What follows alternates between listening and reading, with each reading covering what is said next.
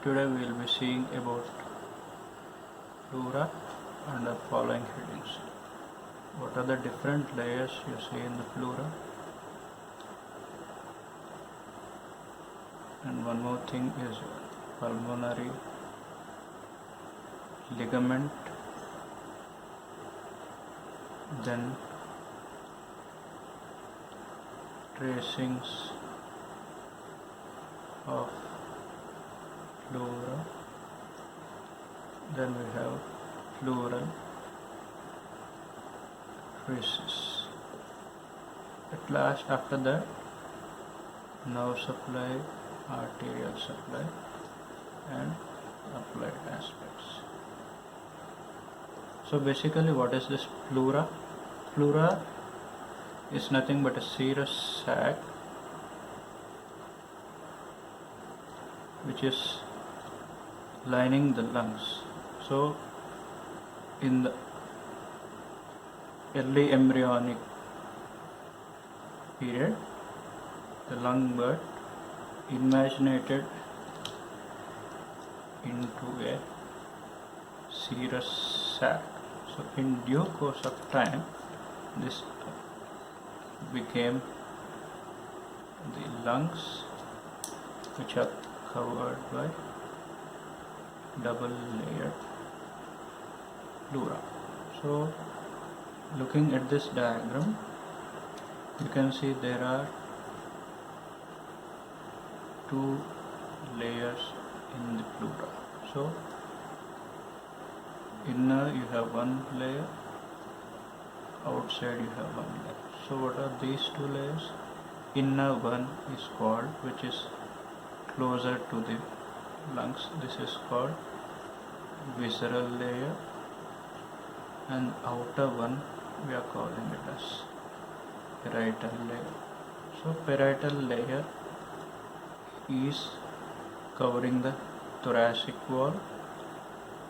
If you see the different parts of this parietal pleura based on the regions where they are covering, you can again divide that into cervical pleura, which is related with the tip, or you can say apex of the lung, then mediastinal pleura,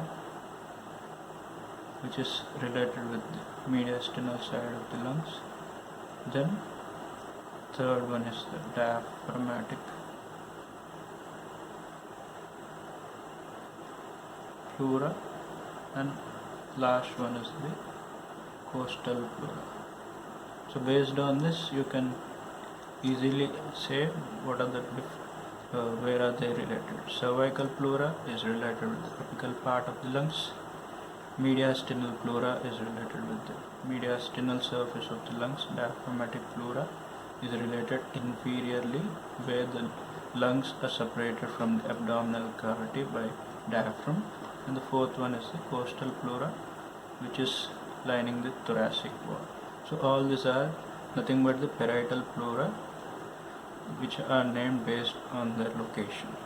So at one point, if you are seeing in this region, which is called the root of the lung, through which the structures enter into the lung and go out of the lung, at this point the visceral layer, which is the outermost part, parietal layer, which is the outermost part, and visceral layer, which is the innermost, are in continuation. This part is your root of the lung. So near the root of the lung, the visceral layer and the parietal layer of the pleura are in continuation with each other. So first we'll see briefly about this visceral layer. So visceral layer is very thin and it's adherent to the lungs, whereas the parietal layer, it's thicker compared to the visceral layer. So if you want to see this in other diagram,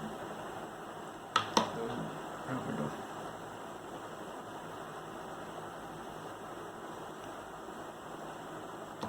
So if you see the lungs in anterior posterior, this is your right lung. So lining this closely adherent to the lungs. This is your inner lining, that is the visceral pleura.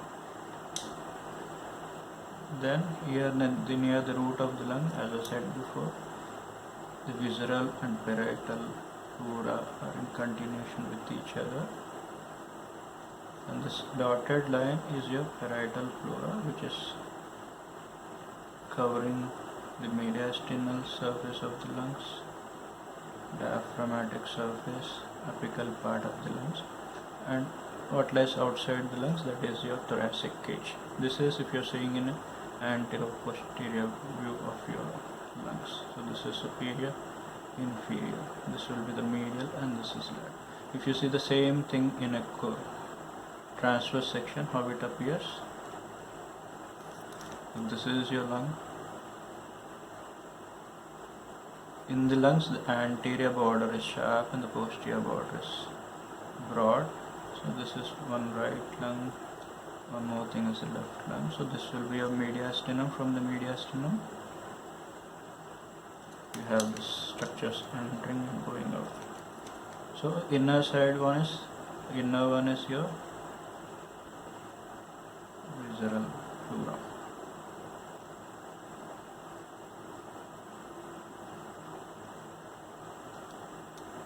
Then in near the root of the lung, these two are continuation with each other. The outer one is parietal pleura. So this is if you are seeing in a cross section. So this will be anterior, posterior. So this is your right lung and this is your left lung. So in this, what are the different layers? Inner one is visceral, outer one is parietal. So what is the space between these two layers, visceral and parietal pleura cord? This is your pleural cavity. So what is the function of this pleural cavity and everything? So the serous fluid which is present in the pleural cavity, that acts like a lubricant, and because of that these two visceral and parietal pleura, they will be sliding over each other, and that helps in easy expansion of the lungs. Then coming back to your different parts of the parietal pleura, that is your cervical, diaphragmatic, mediastinal. So other name for first thing is your cervical pleura. So what will be here related with this apical part of the lungs is your first rib, and related with that you have one more thing, that is your clavity. So related with these three, that is near the apex of the lung, we have cervical pleura, that is part of your parietal pleura itself. So it's related with structures related here will be something like anteriorly you have scalenus anterior muscle, medially you have the great vessels of the neck, laterally scalenus medius, and the posteriorly you have the neck of the first rib. So other name for the cervical pleura is substance fascia. So this substance fascia you will be asked sometimes as a question in your exams. So what is the substance fascia and its relations? So that is your cervical pleura, that is nothing but your parietal pleura related with your apical part, or you can say apical upper part of uppermost part of your lungs. So above the substance fascia we have a membrane called suprapleural membrane. The next thing is this is the mediastinum, which will be lying in between the two lung cavities. So lining this, you have this mediastinal pleura, which will be related with, in the midline we have the sternum. So related with this, we have the costal cartilage. So this mediastinal pleura is related with the sternum and the costal cartilages. Then we have this thoracic pleura. Sorry, it's a costal pleura. So for that, if we are taking cross section, this is one lung, this is the other lung. So lining this, so this is your mediastinum. So related with this is your vertebrae with the ribs concerned. So lining this,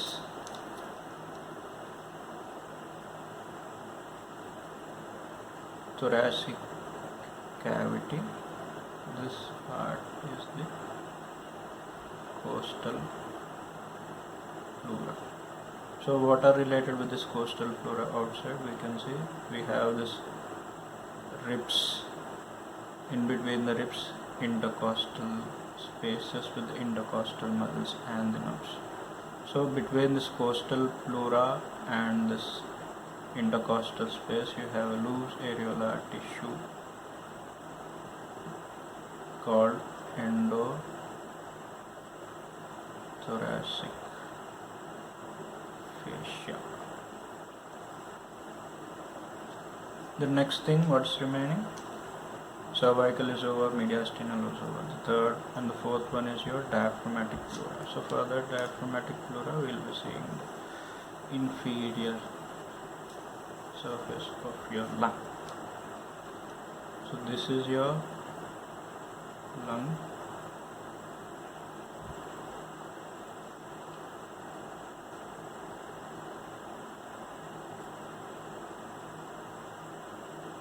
Below this is the diaphragm.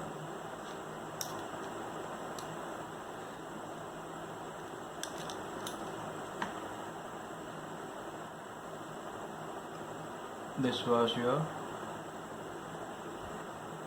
costal pleura. This is your diaphragmatic pleura. So this is your diaphragm. So related with the superior surface of the diaphragm, we are having this diaphragmatic pleura. So this is about your four types of the parietal pleura. What are they? Costal pleura, that is this thing. Then second thing is diaphragmatic pleura. Third one is this mediastinal pleura. Fourth one is your apical part, that is the cervical pleura. Other name of that is Visceral Layer. Then near the root of the lung there is one more important thing, that is your pulmonary ligament. So basically what you find near the root of the lung is near the root of the lung, both the outer parietal layer and the inner visceral layer are in continuation with each other. So here if you are seeing this is something like your cuff of the jacket hanging down your wrist, and if this is your wrist part, so here you have structures entering into the lung, something like your bronchi, pulmonary veins and pulmonary arteries. So this is pulmonary ligament, which you will be seeing in relation with the root of the lung. So here you can see this pleura is overhanging down. This extension will go till the diaphragm. So what is the importance or functional significance of this pulmonary ligament and this space, this dead space? So whenever there is increased venous return, this pulmonary veins will be enlarged. So for this expansion we have some space. This dead space is provided by this pulmonary ligament. Apart from that, this is giving some additional space for this all structures to go up and down whenever you're inspiring and expiring. So that is pulmonary ligament, which is nothing but related with the root of the lung, that extends down till your diaphragm. The next thing is tracing of the pleura. Tracing of the pleura is nothing but surface markings